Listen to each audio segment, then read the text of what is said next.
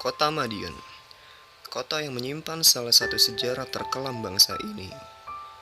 Kota ini menjadi saksi pengkhianatan pihak-pihak tertentu yang hendak membangkrutkan cita-cita bangsa Indonesia. Di kota ini dibangun monumen keganasan PKI pada tahun 1948. Pemberontakan PKI Madiun 1948 atau Madiun Affairs adalah peristiwa diproklamasikannya Republik Soviet Indonesia oleh Musa Munawar. Pemberontakan PKI Madiun berawal dari perjanjian Renville yang mengakibatkan wilayah Republik Indonesia semakin sempit. Hal ini tentunya sangat merugikan Indonesia.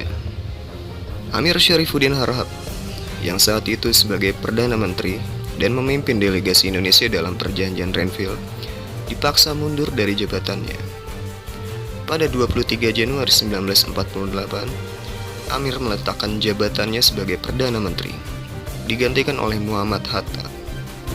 Setelah Hatta menjadi Perdana Menteri, Amir Syarifuddin menjadi pihak oposisi pemerintahan. Amir yang sakit hati karena kehilangan jabatannya, kemudian membentuk Front Demokrasi Rakyat. Front Demokrasi Rakyat terdiri dari golongan kiri, petani, dan kaum buruh. Front Demokrasi Rakyat menghasut kaum buruh dan petani untuk mogok kerja. Hal ini semakin membuat kacau perekonomian Republik Indonesia yang saat itu baru merdeka. Pada Mei 1948, Musa Munawar kembali dari Moskow. Ia memegang jabatan sebagai Ketua Umum PKI. Kondisi politik dalam negeri semakin memanas setelah Musa dan PKI-nya menuduh pemerintah Republik Indonesia condong kepada Barat. PKI menuduh Republik Indonesia melakukan pertemuan dengan Amerika yang bertujuan menyingkirkan komunis di Indonesia. Dengan timbal balik, pemerintah Republik mendapat bantuan ekonomi dari pihak Barat. Kesamaan visi misi dalam FDR dan PKI yang juga sama-sama menjadi oposisi pemerintahan membuat FDR pimpinan Amir Syarifuddin menggabungkan diri dengan PKI pimpinan Musa. Musa dan Amir Syarifuddin kemudian menyebut Hatta tak becus memimpin pemerintahan dan menganggap hanya PKI yang bisa menyelesaikan revolusi di Indonesia. Pada tanggal 18 September 1948, Musa memproklamasikan berdirinya Republik Soviet Indonesia di kota Madiun. Masa PKI dan FDR berhasil menguasai kota Madiun. Masa PKI juga melakukan teror kepada warga, melakukan ancaman kepada warga yang tidak ingin ikut PKI akan dikubur hidup-hidup atau disembelih. PKI menculik para warga, membunuh para santri, dan juga ulama-ulama, serta pejabat-pejabat daerah, semuanya habis dibabat oleh PKI. Bahkan Gubernur RM Suryo tewas dibunuh oleh PKI. Di gerdu-gerdu sudah ada kiai ini di sendok itu sudah ada di stasiun-stasiun itu. Jadi terang-terangan, umpama seperti saya digambar orangnya gorok dipotong itu sudah masih hidup saya, belum bergerak apa-apa sudah ada.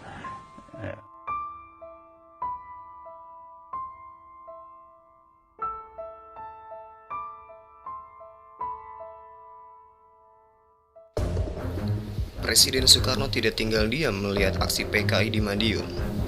Ia kemudian melakukan pidato di Radio Republik Indonesia yang isinya adalah rakyat diberikan pilihan, ikut Musa dengan PKI-nya yang akan membawa bangkrutnya cita-cita Indonesia, atau ikut Soekarno dan Hatta dengan Republik Indonesia yang insya Allah tidak akan dijajah oleh bangsa manapun. Presiden Soekarno juga melibatkan Tan Malaka, tokoh besar PKI yang juga mantan Ketua Umum PKI. Namun, upaya diplomasi Tan Malaka tidak menemui hasil. Akhirnya, pemerintah Republik Indonesia menempuh operasi militer untuk menumpas PKI di Madiun. Operasi militer dipimpin oleh Kolonel Gatot Subroto dan Kolonel Sungkono yang mengepung kota Madiun dari dua arah barat dan timur. Dengan bantuan warga Madiun, operasi militer sukses dilakukan dan kota Madiun berhasil dikuasai pada tanggal 30 September 1948. TNI dibantu warga Madiun melakukan penangkapan terhadap pelaku-pelaku kekejaman yang dilakukan oleh PKI di Madiun.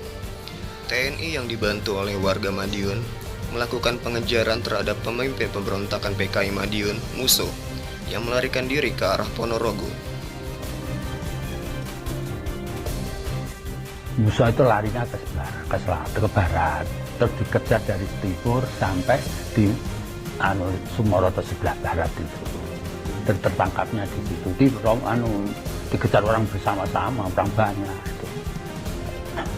Sampai di situ tertangkap terus akhirnya dibawa, kepalanya dibawa kepalanya ke alun-alun Ponorogo. Tangkapnya di Desa Ngumpul. Musso yang melarikan diri ke Ponorogo akhirnya berhasil ditemukan dan akhirnya tewas tertembak oleh tentara. Pemimpin pemberontakan PKI yang lain, Amir Syarifuddin, berhasil ditangkap di daerah Grobogan dan akhirnya dijatuhi hukuman mati. Demikianlah ulasan singkat seputar pemberontakan PKI Madiun 1948. Semoga kita bisa mengambil manfaat dari semua yang terjadi pada masa lalu.